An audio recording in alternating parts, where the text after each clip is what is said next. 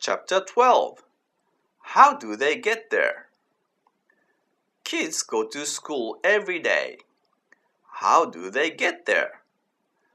Atsushi has an easy way to school. He leaves his house. He walks toward the big temple. He goes between the flower gardens. Then he arrives at school. Suzuka's trip to school is a little longer. She gets on her bike. She rides up the hill. Then she goes down the hill. She rides in front of the bank. She parks her bike behind the school. Then she walks up the steps. She arrives. Ryusuke goes a long way to school. He goes out of his house. He walks under the bridge. Then he goes into the station.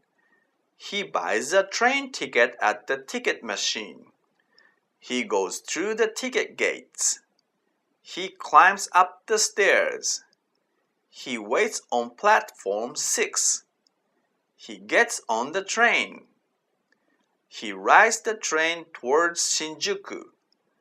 Next, Ryusuke gets off the train. He goes outside the station.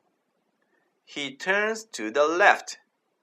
He runs through the park. His school is between the park and the temple.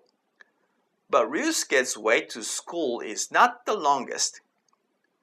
Momoka has the longest way. First, she walks towards the train station. She goes to the bus stop. She climbs on the bus. She puts her money in the money machine.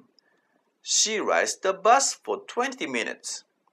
She gets off the bus at the river. Momoka then crosses over the bridge. She turns to the right. She walks on the sidewalk along the bridge. She gets in a taxi. She tells the driver, "Sakura Street, please." They drive to Sakura Street. She gets out of the taxi. She walks next to the big garden. She goes through the tunnel. Then she walks around the lake. She walks underneath the big red sign. She steps over the puddle. She turns right at the third traffic light.